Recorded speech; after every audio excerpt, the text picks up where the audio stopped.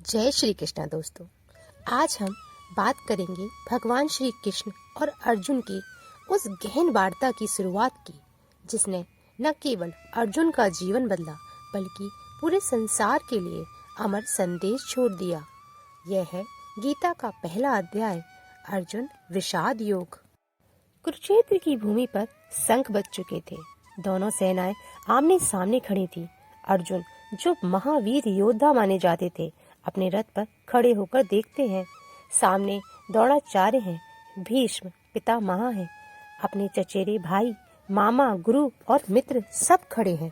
अचानक अर्जुन के हृदय में करुणा उमड़ उठती है।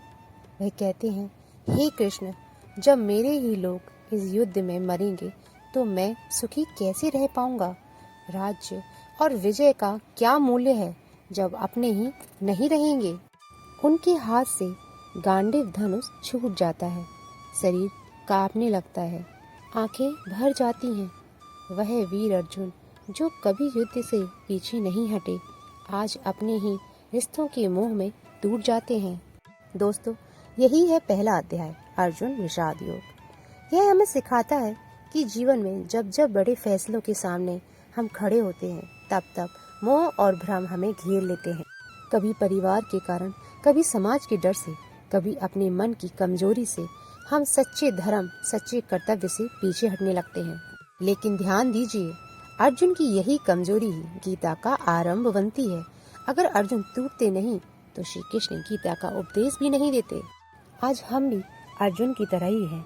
जब कठिन परिस्थितियां आती हैं, जब सही रास्ता और आसान रास्ता आमने सामने खड़े हों, तो मनुष्य विचलित होता है और टूट जाता है। लेकिन दोस्तों, यही समय है कृष्ण को याद करने का।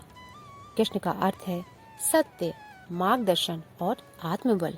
जैसे कृष्ण अर्जुन के सारथी बने, वैसे ही आज आपके जीवन में भी कोई शक्ति, कोई गुरु, कोई मार्गदर्शन आपकी आत्मा के भीतर से ही बोलता है।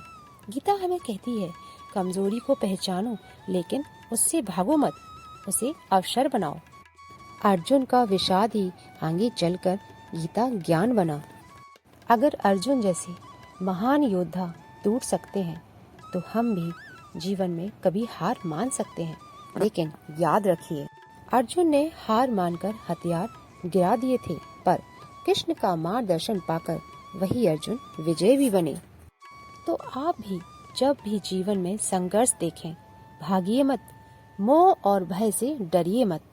उस पल को अपनी गीता बनने दीजिए, क्योंकि हर अंधकार में एक नया प्रकाश जन्म लेता है और हर दुख से एक नया ज्ञान उत्पन्न होता है। अगर आपको हमारा ये वीडियो पसंद आया हो तो हमारे चैनल को सब्सक्राइब करें।